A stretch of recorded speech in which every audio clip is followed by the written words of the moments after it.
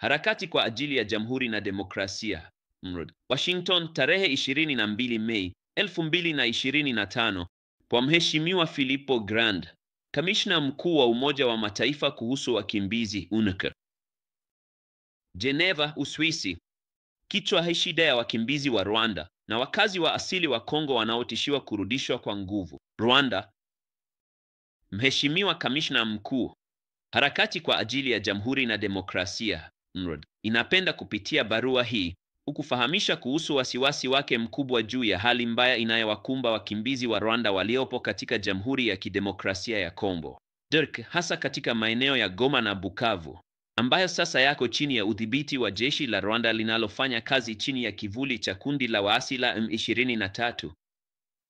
Barua hii inafuatia ile iliyotumwa tarehe 14 Februari 2025 kwa Mheshimiwa Katibu Mkuu wa Umoja wa Mataifa, ambapo tayari tulikuwa tumetoa tahadhari kuhusu vitisho vikubwa vinavyowakabili wakimbizi wa Rwanda ambao ni waathirika wa utawala wa mateso ulioko Kigali unaoongozwa na Rais Paul Kagame.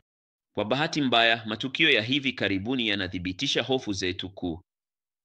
Tunashuhudia kwa nguvu operesheni za kuwarudisha kwa lazima wakimbizi nchini Rwanda, nchi ambayo walikimbia kutokana na mitandao ya mateso. Vitendo hivi vinaenda kinyume kabisa na kifungu cha 33 cha mkataba wa Geneva wa 1951 kuhusu hadhi ya wakimbizi na vinakiuka kanuni ya msingi ya kutowarudisha kwa lazima. Cha kutisha zaidi, urejeshaji huu unarahisishwa na baadhi ya sehemu za HCR zinazofanya kazi huko Goma. Tumeambiwa kwamba operesheni hizi za kuwarudisha kwa lazima zinawaathiri sio tu wakimbizi wa Rwanda walioko kizuizini Tout, bali pia raia wa Kongo wenye asili hiyo hiyo au wanaozungumza lugha ya Kinyarwanda.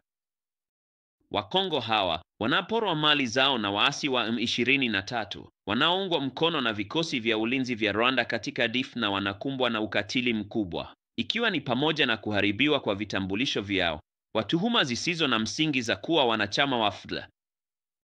Je, tunaweza kweli kuamini kwamba wazee, familia na watoto wanaoonekana kwenye video hizi ni wapiganaji?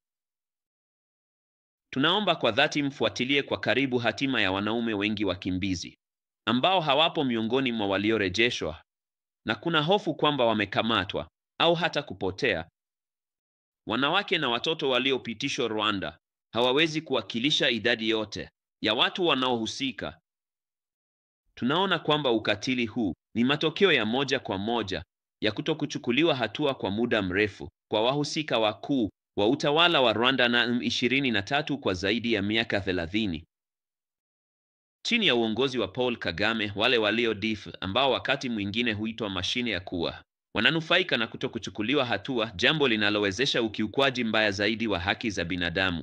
Tunasisitiza hapa umuhimu wa ripoti ya mapping iliyochapishwa na Kamishna Mkuu wa Haki za Binadamu wa Umoja wa Mataifa mwezi Oktoba 2010, ambayo inaorodhesha ukiukwaji mkubwa wa haki za binadamu uliofanywa katika Jamhuri ya Kidemokrasia ya Kongo, ambao unaweza kufafanuliwa kama uhalifu wa mauaji ya kimbari kama ungechunguzwa ipasavyo na mahakama husika. Miaka 15 baada ya kuchapishwa kwake, nyaraka hizi bado zinatia wasiwasi mkubwa.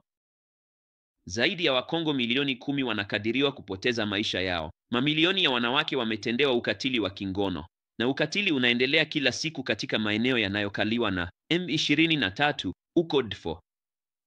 Miongoni mwa walengwa wakuu wa ukatili huu ni wakimbizi wa Rwanda na wakazi wa Kongo wanaochukuliwa kuwa hawatakiwi katika mashariki mwa Jamhuri ya Kidemokrasia ya Kongo.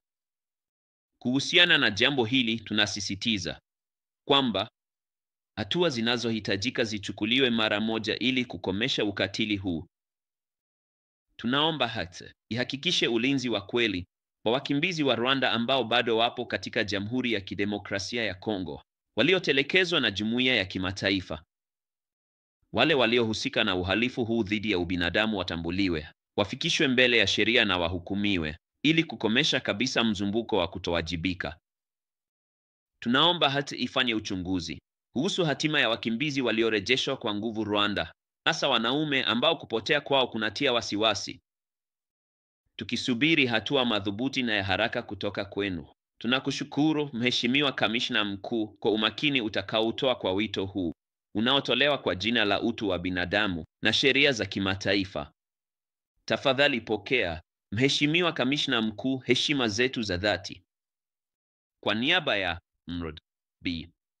Christine Coleman anawasilisha nakala kwa Mheshimiwa Antonio Guterres, Katibu Mkuu wa Umoja wa Mataifa, Mheshimiwa Donald Trump, Rais wa Umoja wa Mataifa, Mheshimiwa Emmanuel Macron, Rais wa Jamhuri ya Ufaransa, Katibu Mkuu wa Umoja wa Ulaya, Katibu Mkuu wa Umoja wa Afrika, Mheshimiwa Fleet Antoine Tshisekedi, Rais wa Jamhuri ya Kidemokrasia ya Kongo, Mheshimiwa Variste Shima, Rais wa Burundi, Mheshimiwa Samia Suluhu Hassan, Rais wa Tanzania, mkurugenzi wa Human Rights Watch na viongozi wa Amnesty International